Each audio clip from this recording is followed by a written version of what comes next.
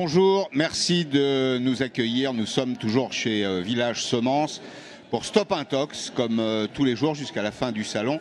C'est une petite cure de désintoxication en matière d'information, en revenir aux faits, aux éléments de base. Alors je vous donne quelques éléments d'ambiance, comme je le fais chaque jour. Vous voyez que derrière moi, il y a un peu moins de monde aujourd'hui, mais tous les jours, il y a malgré tout un flux de visiteurs, de curieux. Les Français aiment l'agriculture, ils aiment rencontrer les terroirs, les agriculteurs. Je viens de voir passer Olivier Truchot, mon camarade de RMC et de BFM Story.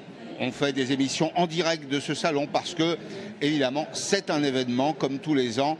Beaucoup de Français, 1% de la population, se retrouvent ici au salon de l'agriculture. Vous pouvez réagir sur Twitter, vous pouvez nous suivre également sur notre chaîne YouTube et je vais vous présenter, comme chaque jour, nos invités pour évoquer aujourd'hui un sujet qui est celui des modèles agricoles. Alors ça paraît un peu sujet ombrelle, sujet fourre-tout, mais vous allez voir que c'est très précis. Bonjour Julien Dive. Bonjour Pascal. Vous êtes parlementaire, vous êtes député Les Républicains, élu du département de l'Aisne. Bonjour Jean-Marc Petat. Bonjour. C'est une journée un peu particulière pour vous aujourd'hui, mais vous travaillez sur l'économie de la fonctionnalité. On va vous demander comment elle peut s'appliquer dans le domaine qui nous intéresse ici au Salon de l'Agriculture, puisque notre question c'est les nouveaux modèles de l'agriculture. Peut-être d'ailleurs que c'est une question sans objet. Peut-être qu'il n'y a pas de nouveau modèle de l'agriculture, mais on va y répondre et je compte aussi sur vous, Michaël Jacquemin. Vous êtes agriculteur dans la Marne, pas très loin de Vitry-le-François, et vous êtes le président de l'APECITA, que vous présentez volontiers comme l'APEC des métiers de l'agriculture, c'est-à-dire un espace où on vient recruter. C'est bien ça. Est-ce que vous diriez, Julien Dive, puisque vous êtes élu d'un département dans lequel l'agriculture représente un poids important, un poids économique, social important, vous diriez qu'il y a un modèle agricole français? Vous l'avez dit, le département de l'Aisne est un département agricole qui est surtout très ancré, très marqué par les cultures céréalières, betteraves, etc. Mais on a aussi de l'élevage, on a aussi une diversité avec des maraîchers. Et je crois que cette richesse, cette diversité fait que notre modèle français a cette force, a cette chance. C'est peut-être unique, en tout cas en Europe, je pense même dans le monde, à cette force et cette chance d'être aussi diversifié. Et le modèle agricole français, c'est celui qui repose évidemment sur cette pluralité de cultures, qui repose sur une diversité de cultures, qui n'a pas hésité par le passé à se projeter et à faire confiance à l'innovation. Et je souhaite que ça reste, on en parlera sans doute. Et ce modèle agricole français repose, c'est une image d'Épinal un peu, mais je pense qu'il y a un peu de vrai, sur un modèle familial. C'est patrimonial et familial. Absolument. Bon, même s'il y a toujours des concours bancaires, parce que, rappelons-le, on ne l'a peut-être pas dit d'ailleurs suffisamment, mais c'est une activité intense en capital. C'est-à-dire qu'il faut mettre de l'argent sur la table, le foncier, ça coûte cher. Ce n'est pas vous d'ailleurs, Michaël Jacquemin, qui allez me dire le contraire, parce que dans la Marne, je me rappelle du prix de l'hectare sur la côte des Blancs à Chouilly, c'est une petite fortune. Mais est-ce que, pour préciser ma question, est-ce qu'on n'est pas, d'une certaine façon, otage de notre géographie en France? Il n'y a pas de modèle en ce sens qu'il y a des géographies différentes. Et donc on découvre, à l'occasion de ce salon, qu'il n'y a pas une agriculture, mais des agricultures. Totalement, c'est ce que j'avais envie de rebondir en disant c'est pas un modèle, c'est des modèles. Alors on a une histoire, c'est aussi un modèle ou des modèles familiaux avec une histoire capitalistique. Une histoire de successoral souvent, oui, et c'est ce qui amène la force de notre système par de la résilience, mais parfois aussi un peu de frein, un peu de résistance, parce que quand on est sur un système patrimonial, successoral, avec la force de la génération précédente qui reste toujours présent sur l'entreprise, parce que l'entreprise est le lieu de vie. Et ça, c'est important aussi au niveau agricole de le faire savoir. Lieu de travail, lieu de vie, tout court. C'est ça. Il y a unité de temps et d'espace, ce qui change quand même un peu les choses. C'est énorme. On fait le tour de table, on poursuit, on fait tourner la parole. Jean-Marc Petat, vous êtes un observateur très avisé des questions agricoles, parce que vous observez ce monde-là depuis toujours. Vous êtes né par vos études dans cet univers. Avec le recul, qu'est-ce que vous diriez du modèle agricole français? Bien adapté à ce que nous sommes, à notre géographie, à nos besoins? Je pense que oui, je pense que les agriculteurs, c'est les premiers acteurs de la transformation de leur exploitation. Et donc je pense qu'il faut continuer à leur faire confiance. Le seul problème finalement que que connaît le monde agricole, c'est la pression politique, sociétale et réglementaire qui les oblige à faire cette transition de manière très rapide, trop rapide certainement. Ouais, pensez. Voilà, avec par exemple si on prend les objectifs éco-phyto de réduction des produits phytosanitaires de moins 50%, cet objectif est complètement décalé par rapport à la réalité des agriculteurs et les enjeux du changement climatique. Et donc le problème des agriculteurs, c'est de vivre cette transition dans un calendrier raisonnable qui tienne compte de leur compétitivité, de la rentabilité, mais aussi effectivement de cette transition agroécologique qu'il faut absolument qu'on mette en place. Et donc nous, BSF, on est fournisseur de solutions pour accompagner les agriculteurs dans cette transition. Mais on n'est pas les seuls.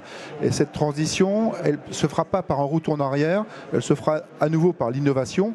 Tout à l'heure, on parlera certainement de l'économie de la fonctionnalité, oui, qui pourrait demain être une solution pour résoudre cet équilibre entre compétitivité et agroécologie.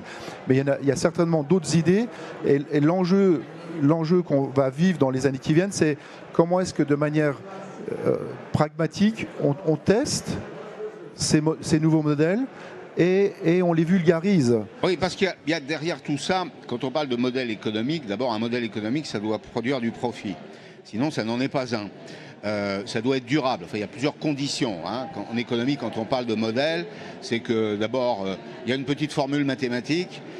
C'est aussi que ça doit durer. Là, on voit qu'à l'occasion de ce salon, Julien Dive, la problématique principale exprimée par les agriculteurs, c'est celle de leurs revenus. Alors, les confrères ont gratté un peu et on s'aperçoit, quand on fait une petite recherche, que seulement un quart du revenu des agriculteurs est lié à leur travail. Le reste, c'est une économie de la subvention. La subvention, ce n'est pas un modèle éternel. Vous avez à rappeler un sujet, c'est le modèle économique. On est en train de parler du modèle agricole, dans lequel on va retrouver différents types de systèmes, conventionnels, bio, en transition, etc. Et l'un des aspects que vous venez d'évoquer avec le modèle économique est ce que moi je défends depuis des mois auprès du ministre de l'Agriculture, parce qu'il a échappé à personne que nous allons avoir au cours de l'année 2024 une loi d'orientation d'avenir agricole. Oui. Parler de modèle agricole, c'est de parler d'avenir agricole quand on sait qu'on a une génération qui va partir en retraite dans quelques années. Et je n'ai eu de cesse, dans les 3 points qui étaient posés dans les débats avant le débat parlementaire au ministère, de dire au ministre, n'oubliez pas le modèle économique. Et vous touchez du doigt le vrai sujet, c'est que l'agriculture, c'est une activité économique. Les agriculteurs sont des chefs d'entreprise à qui on demande beaucoup. Ouais. On demande de produire, on demande de nourrir, on demande de protéger la planète, on demande de préserver les territoires. Donc ce sont des chefs d'entreprise assez particuliers, à qui on demande énormément de choses, et évidemment, il faut qu'ils puissent en vivre de ce travail. Alors vous avez raison de rappeler qu'il y a le produit du travail, le revenu qui est versé. Je ne sais pas si c'est la logique de profit, c'est d'abord déjà de vivre de leur propre travail qui compte. Ouais. Et ensuite, vous avez raison de rappeler qu'effectivement, il y a la question de la subvention.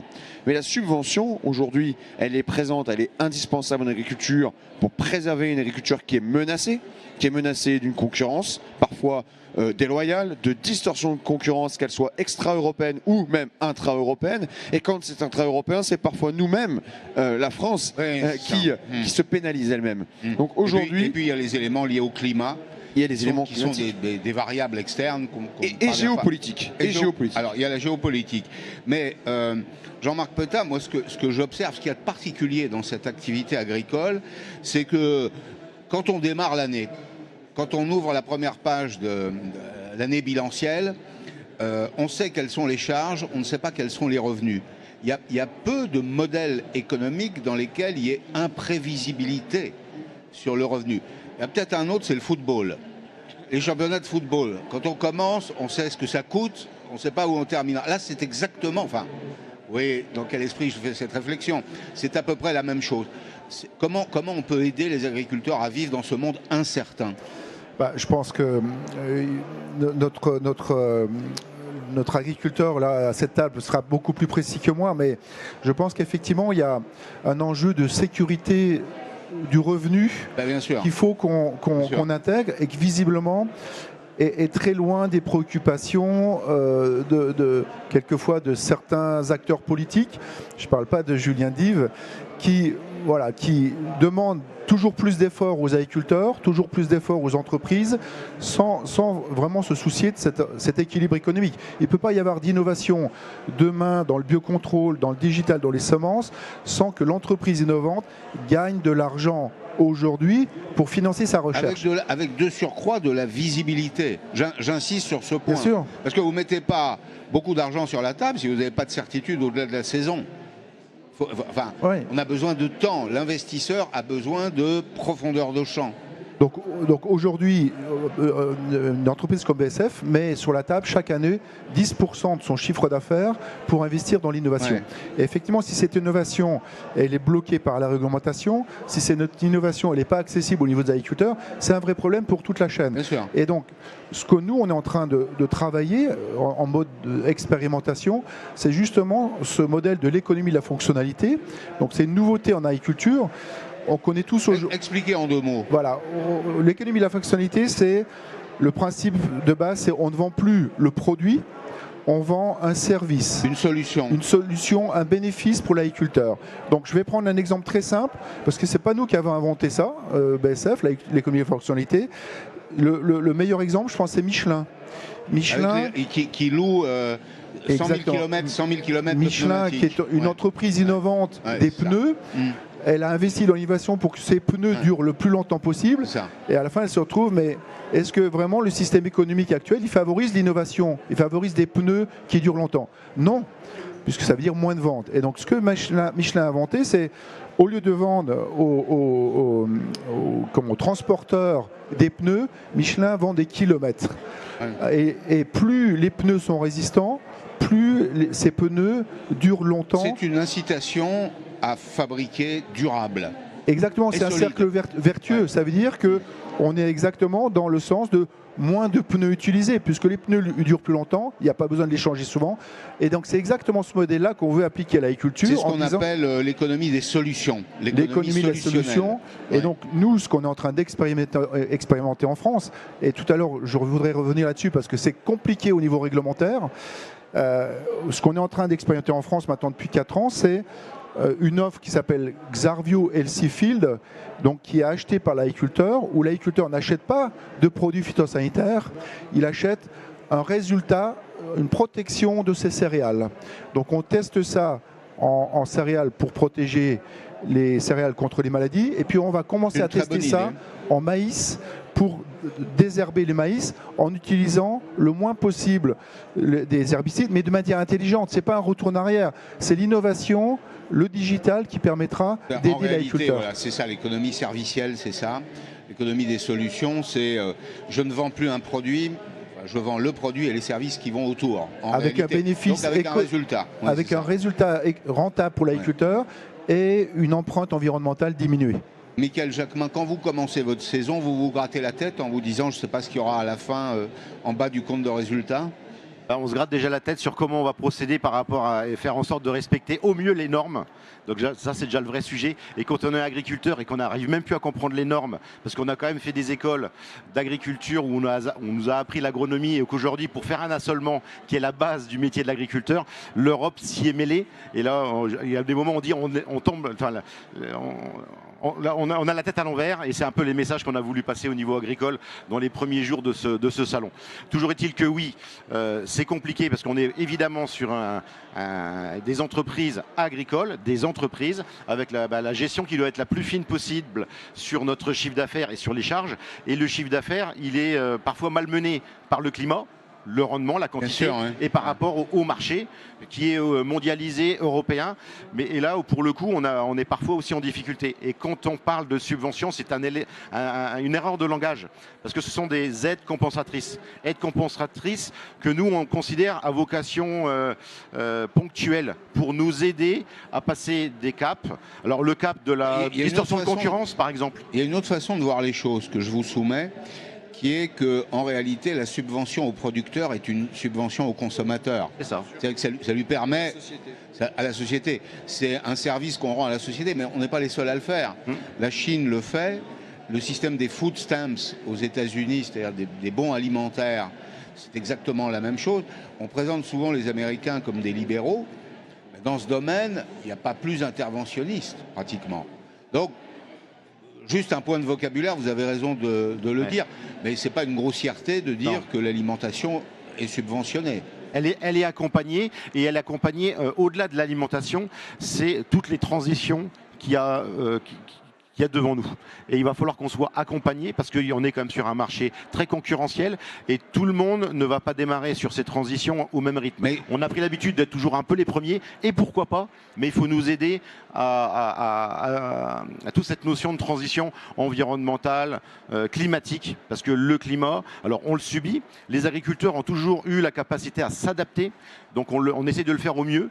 Et aujourd'hui, il faut qu'on aille au-delà de l'adaptation, c'est l'atténuation, parce qu'on a un rôle essentiel à jouer. Je vais vous poser la question que les investisseurs posent en général à une entreprise où ils vont mettre de l'argent. Qu'est-ce qui vous fait peur pour l'avenir? What scares you? Disent-ils en anglais. Enfin, ce qui me fait peur ou ce que j'ai besoin, c'est ce que vous évoquiez, la vision long terme de ce qu'on attend de l'agriculture. L'agriculture au sens large, c'est pas que alimentaire l'agriculture. Qu'est-ce qu'on attend des agriculteurs pour les 15 ou 20 ans à venir? Et puis ensuite, on verra les petites règles, les normes, etc. Mais quel est le projet? Parce que c'est de l'investissement lourd et les enjeux de renouvellement des générations, aujourd'hui, c'est quand même compliqué de donner envie à des jeunes de s'installer alors qu'on n'a pas la vraie vision. Et aller voir le banquier sur des investissements lourds, alors que le projet, politiquement, on ne sait pas s'il sera soutenu dans 2 ans, dans 3 ans, dans 4 ans. C'est pas évident. C'est ça le handicap. Jean-Marc Botta, avec votre économie de la fonctionnalité, vos solutions, qu'est-ce que vous changez dans le compte de résultat de l'agriculteur? Est-ce que par exemple ça lui fait faire des économies de trésorerie? Bien sûr, ça. D'abord, peut-être juste un mot. On a mené une étude prospective pour comprendre les besoins des agriculteurs et le rôle des différents partenaires dans cette chaîne de valeur, par exemple les coopératives, les négoces. Et on s'aperçoit que demain, il y aura seulement 20% des agriculteurs qui seront intéressés par cette économie de la fonctionnalité. Donc on n'est pas en face d'un modèle hégémonique. On voit bien que demain, les agriculteurs, selon leur production, élevage... La taille, la filière. Voilà. Où est-ce que ce serait le plus pertinent? Ça sera pertinent demain dans les nouvelles cultures qu'on va demander aux agriculteurs d'implanter. Aujourd'hui, on est dans un système de rotation céréales, colza, betterave, orge. Demain, on va peut-être demander aux agriculteurs de rajouter du tournesol, des protéagineux. Sauf que ça ne va pas représenter la majorité de leur culture et ça veut peut-être dire demain du matériel, du stockage différent. C'est là où l'économie de la fonctionnalité va faciliter le travail de ces agriculteurs parce qu'ils ne vont pas devoir investir dans du nouveau matériel. Demain, il va y avoir une offre qui va leur être proposée où on va leur proposer le résultat. Ça veut dire un résultat rentable. Vous vendez un résultat. Un résultat rentable qui va s'appuyer sur un système assurantiel. Si jamais le résultat n'est pas atteint, c'est l'assurance qui va compenser le revenu de l'agriculteur et c'est la chaîne qui va prendre le risque. BSF, la coopérative, le semencier, le conseiller technique, c'est cette chaîne qui va prendre le risque en garantissant le résultat à l'agriculteur. Donc une année mauvaise, l'agriculteur ça va être tout bénéfice pour lui. Une année où peut-être que le rendement aurait été extraordinaire, il ne va pas atteindre le maximum de ce qu'il aurait pu atteindre. Mais au moins sur 20% de ses activités, il aura un revenu sécurisé. Je pense que c'est ça que l'agriculteur recherche, c'est un revenu sécurisé sur une partie de ses productions et puis une prise de risque sur certaines productions. Alors, en fait, quand j'écoute les professionnels, je me dis c'est un secteur qui a besoin de stabilisateurs. Un secteur qui a besoin non pas de certitude, parce qu'il n'y a jamais de certitude sur le marché, mais au moins de stabilisateurs, alors que, comme vous l'avez indiqué tout à l'heure, l'environnement est volatile et incertain, géopolitique, géoéconomique, climatique. En fait, je ne sais pas comment réagissent les électeurs de votre circonscription, ils sont au contact des agriculteurs. Moi, je trouve qu'il y a de plus en plus de techniques et d'innovation dans cet univers. Je pense que ce n'est pas le seul secteur qui a besoin de stabilisateurs, c'est tous les secteurs économiques qui ont besoin de stabilisateurs en réalité. Quand vous regardez un peu les problématiques économiques et vous allez échanger avec des chefs d'entreprise, quel que soit leur domaine. Mais de temps en temps, la disruption, ça peut être bien aussi. Je suis d'accord, mais pas tous les jours. La stabilité qui est demandée, certes, elle ne se maîtrise pas d'un point de vue climatique, elle ne se maîtrise pas d'un point de vue géopolitique encore que, elle ne se maîtrise pas sur un certain nombre de secteurs. S'il y a bien un domaine où les politiques ont une responsabilité, c'est sur le domaine normatif et réglementaire. C'est ça. Et c'est là, tout à l'heure, vous évoquiez le besoin de perspective. Moi, j'ai entamé un tour des fermes de France, parce que l'agriculture, c'est pas que mon département, c'est aussi le sujet que je travaille à l'Assemblée nationale depuis 8 ans. Et dans le tour des fermes de France que j'ai mené depuis juillet 2023, tous les agriculteurs nous expliquent la même chose. Donnez-nous du temps, donnez-nous de la perspective. Arrêtez vos injonctions contradictoires. Bien sûr, il s'adresse à tous les politiques en général, à tous les décideurs en général, mais je crois que c'est ça qui est attendu, c'est d'avoir une vraie perspective. C'est pour ça que je milite pour pouvoir mettre l'agriculture, l'alimentation, parce que l'alimentation, vous embarquez 67 millions d'électeurs avec vous, au niveau des sujets stratégiques nationaux, comme la défense nationale, comme l'éducation nationale par exemple, comme l'énergie, de manière à pouvoir assumer qu'on veut produire, parce qu'aujourd'hui c'est presque un gros mot de dire qu'on veut produire. Alors ça a un peu changé. Ouais, ça change depuis 15 jours, ouais, mais ça peut aussi rechanger dans 15 jours, hein, parce que je connais comment vont les va-et-vient. Donc assumer de produire, dénoncer les logiques de décroissance qui n'ont aucun sens. On va être 10 milliards sur Terre dans 20 ans. 10 milliards, allez, quasiment dans 30 ans si vous préférez. Bref, dans tous les cas de figure, il y a ce besoin de nourrir la planète. L'alimentation, au même titre que l'eau potable, seront les enjeux de ce siècle qui vont conditionner les mouvements géopolitiques, les mouvements de population, qui vont contextualiser l'économie de ce monde. Donc je reste persuadé qu'on a besoin d'assurer aussi la question alimentaire, agricole, et donc de donner de la perspective à nos agriculteurs. Maintenant, on serait les seuls à ne pas le faire d'ailleurs. Et on serait fous de ne pas le faire. Ouais. Et je termine pour partager la parole. Je crois que ce qui a été évoqué aussi sur la partie alimentaire est très vrai, mais c'est aussi vrai sur tout ce qui est services associés. Parce que je reviens à cette idée du modèle économique. Le modèle économique agricole, c'est bien sûr l'alimentation, la production alimentaire, mais c'est aussi comment l'agriculteur est au service d'un certain nombre de besoins sociétaux, comme l'énergie. Et hier, j'avais un débat sur l'agrivoltaïsme, comme l'énergie aussi gazière avec les méthaniseurs, mais aussi le stockage de carbone dans le sol, comment lui-même intervient dans cet écosystème. Et ça fait partie d'un modèle économique qui doit être rémunérateur. Jean-Marc Petain. Oui, moi j'adhère complètement à ce que vient de dire Julien Dive pour corriger la surréglementation qu'on connaît actuelle. Donc voilà, on peut se dire qu'avec la colère des agriculteurs, ça va bouger. Ouais. Et moi, nous, on demande, en tant qu'entreprise innovante, même plus, on demande à ce que la réglementation future s'adapte à ces nouveaux modèles économiques. L'économie de la fonctionnalité, aujourd'hui, on est dans un partenariat avec l'ADEME, on est en partenariat avec le ministère de l'Économie. Pour la maîtrise de l'énergie. Voilà. Ouais. France Expérimentation soutient cette expérimentation. On est en partenariat avec les coopératives. Je voudrais par exemple citer Maïsadour, la coopérative Maïsadour avec qui on va lancer ce pilote d'économie de la fonctionnalité en désherbage du maïs avec un pulvérisateur intelligent. Je pourrais y revenir dessus tout à l'heure. Mais le constat qu'on fait, c'est qu'aujourd'hui, l'administration s'arc-boute sur la réglementation actuelle et considère que l'économie de la fonctionnalité n'est pas conforme à la réglementation actuelle en termes de conseils, en termes de services. Forcément. Qu'est-ce qui serait dérogatoire ? Alors, d'avoir un statut d'expérimentation avec France Expérimentation, mais je rejoins le projet de loi agricole. Effectivement, il y a quelques années, quand la séparation conseil et vente, l'agrément des agriculteurs a été fait, l'économie de la fonctionnalité, on n'en parlait pas à cette époque-là. Ouais, et le rôle de l'administration, à mes yeux, c'est de se dire, OK, la réglementation, elle a été faite comme ça, adaptons-la pour que ce modèle économique vertueux, qui répond à l'enjeu de la compétitivité des agriculteurs et à la réduction des intrants, puisse se mettre en place. C'est vrai, Jean-Marc, mais vous savez comme moi que le droit suit toujours l'évolution des techniques. Regardez le digital. Mais les juristes prennent du temps. C'est peut-être ce qui fait la différence. Le temps de l'innovation n'est pas le temps de la politique, pas plus qu'il n'est le temps du droit. Non, mais encore faut-il qu'on ait une administration qui soit prête à s'adapter. Elle n'est pas. Ce que je comprends, c'est qu'elle est et le reste, c'est son rôle. Mais est-ce qu'on peut lui faire le reproche sur la réglementation actuelle? Et notre enjeu à nous, agriculteurs, entreprises innovantes, parlementaires, c'est de se dire comment est-ce que ce type de nouveau modèle vertueux, on peut avoir une réglementation adaptée. Progressivement, oui, bien sûr. Non, mais vous avez raison. Le constat que je fais, c'est qu'aujourd'hui, c'était la France qui a commencé à tester ça il y a 3 ans. Aujourd'hui, on est bloqué en France. Ce sont les autres pays européens qui sont en train de reprendre l'idée française et de lancer ce principe d'économie de la fonctionnalité. Et c'est ça. Mais Jean-Marc Pettat, est-ce qu'on fait le procès de l'administration là ou est-ce qu'on fait le procès de ceux qui votent les lois? On voisin. Je vais peut-être l'administration, elle applique, non Julien dit. L'administration, peut-être avec du zèle. Avec du zèle et peut-être même des idées préconçues. Alors attention, je ne suis pas là pour faire un discours anti-administration. Mais c'est vrai, vous savez, la semaine dernière, j'étais dans une assemblée générale de maraîchers dans le nord de la France.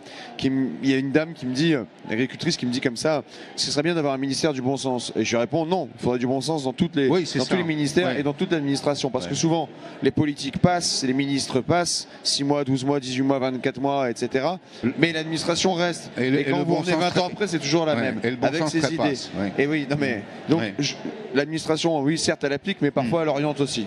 D'accord. Il nous reste peu de temps. Je voudrais qu'on dise un mot des transmissions, parce que c'est capital. Vous l'avez dit tout à l'heure, on va même mettre un chiffre là-dessus. En France, en moyenne, les agriculteurs ont 55 ans. C'est-à-dire que vous avez une grande partie des agriculteurs, probablement plus d'un tiers, qui partira à la retraite. Alors la retraite agricole, c'est jamais tout à fait la retraite, parce qu'on est toujours en backup. Hein, comme on dit, des enfants, vous voyez même ça comme parfois un petit inconvénient, si j'ai bien compris, parce que papa et maman sont toujours là, regardent par-dessus l'épaule, et on a du mal à prendre son envol. Mais c'est quand même un enjeu. Là aussi, il y a un enjeu de transformation fiscale pour faire en sorte qu'on ait toujours des agriculteurs demain en France, quitte à avoir des exploitations plus grandes. Vous avez tout à fait raison de mettre le doigt sur cet enjeu fort du renouvellement des générations. Vous avez évoqué le renouvellement des générations des agriculteurs, des chefs d'entreprise. N'oublions pas le renouvellement de génération de nos salariés qui sont présents sur nos entreprises. Oui. Et donc là, il y a un enjeu fort. Et on profite de ce salon pour faire savoir que l'agriculture recrute, propose des beaux métiers, parce que ça sera un des facteurs de production qui pourrait être limitant demain, le manque de ressources, et pas de ressources de bras, hein. C'est de ressources de tête, de personnes qui sont en capacité de gérer les entreprises, qu'ils soient à la direction, mais aussi dans toute la chaîne de la production, de la transformation, etc. Et dans nos exploitations agricoles, qui est en train de se restructurer. On met en place de plus en plus de management, de proximité, et tout l'enjeu aussi de la structure que je représente, l'APECITA, qui fait un travail colossal depuis 70 ans. Nous allons fêter nos 70 ans cette année. Ça veut dire que cet enjeu de renouvellement des générations et de ce statut cadre, ça fait déjà 70 ans que les générations précédentes l'avaient déjà anticipé. Oui, l'APECITA, on le rappelle, c'est l'APEC. L'APEC agricole. Des métiers de l'agriculture. Qu'est-ce qu'on vous réclame? Qui est aujourd'hui recherché? Alors, dans les métiers de la production, de l'amont, de l'aval, les conseillers, les chambres d'agriculture, alors beaucoup de managers qui soient en capacité de pouvoir, chef d'entreprise, chef de culture, chef d'élevage, chef de domaine viticole. Avec des compétences, là il y a des compétences très précises, ce sont des métiers très qualifiés. Techniques évidemment, mais aussi managériales, et dans nos coopératives, dans nos banques, chez nos assureurs, voilà, dans les unités de transformation. On a énormément de postes à pourvoir. Sachez qu'aujourd'hui, avec toutes les actions qu'on mène, entre 2022 et 2023, l'APECITA a augmenté de 50% son catalogue de candidats qu'on va sourcer dans les écoles d'agriculture, mais pas que. Bien. Jean-Marc Pettat, vous diriez, vous, que ces métiers deviennent des métiers de haute technologie? De haute technologie, et je pense que demain, l'agriculteur, c'est Superman. C'est Superman parce qu'il va devoir gérer, tu le disais tout à l'heure, les enjeux réglementaires, les enjeux managériaux, les enjeux investissements. Et je pense que la seule manière pour l'agriculteur demain de s'en sortir, ça va être de nouer des partenariats, de réinventer le mode de partenariat, pas seulement avec les agriculteurs, mais certainement demain avec des prestataires pour assurer le suivi de cultures spécifiques, de cultures de niche. Parce qu'à un moment donné, la complexité va devenir ingérable pour l'agriculteur. Et donc, il va falloir à un moment donné, certainement, renforcer ces enjeux partenariaux, y compris avec des entreprises comme BASF. Je cite juste un exemple. On est en train de lancer en Europe un pulvérisateur intelligent qui permet de réduire les doses d'herbicides de 70% avec des caméras infrarouges. C'est un pulvérisateur qui coûte 2 fois plus cher que le pulvérisateur actuel. Oui, ça paraît logique. Oui. Je ne connais pas beaucoup d'agriculteurs demain en France, avec la petite taille de nos exploitations, qui vont se permettre de s'équiper de ce type de Là, pulvérisateur. on a fait des CUMA, c'était pour ça aussi. Hein. Exactement. Et donc Voilà. il va falloir réinventer ce mode de fonctionnement si on ne veut pas que ce type d'innovation, ça s'appelle One Smart près chez nous, soit seulement pour les États-Unis, pour l'Europe de l'Est et pour l'Amérique du Sud. Julien Dive, en un mot, on sort un peu du sujet, mais vous êtes élu dans la circonscription de Xavier Bertrand, qui est président de la région Hauts-de-France. On l'a beaucoup entendu prendre la parole sur les dossiers industriels, c'était nécessaire, mais l'agriculture, c'est un poids économique important dans la région. Vous savez, nous, on se bat pour l'agriculture parce qu'on a vécu dans nos territoires la désindustrialisation pendant des décennies. Les territoires des Hauts-de-France sont des territoires qui ont vu des fermetures d'usines pendant de nombreuses années avec des plans économiques qui se sont effondrés. Ça revient avec des gigafactories qui s'implantent, 4 gigafactories qui s'implantent dans notre région. Mais c'est bien, ça ne nourrit pas les hommes et les femmes, les gigafactories. Donc il nous faut bien sûr une industrie agroalimentaire forte et on a une action très poussée sur l'industrie agroalimentaire. Et je pense que la chaîne de valeur complète de l'alimentation ne peut pas aller sans l'industrie agroalimentaire. Et évidemment, l'agriculture en fait partie. Le soutien à l'agriculture est essentiel. Vous parlez du renouvellement des générations. Et hier, il a fait une annonce lui-même sur la revalorisation de la dotation aux jeunes agriculteurs pour permettre l'installation des jeunes agriculteurs. Le débat sur les transmissions est réel. Vous avez des exploitations qui sont dites intransmissibles parce qu'elles sont capitalistiquement tellement valorisées qu'un jeune ne peut pas reprendre. Elles sont non contestables. Oui, absolument. Bien, écoutez, c'est une bonne nouvelle. Continuez de miser sur l'agriculture dans tous les territoires, y compris le vôtre. Merci à tous les trois d'avoir passé cette demi-heure avec Stop Intox. Merci de nous avoir suivis. À demain, 10h10.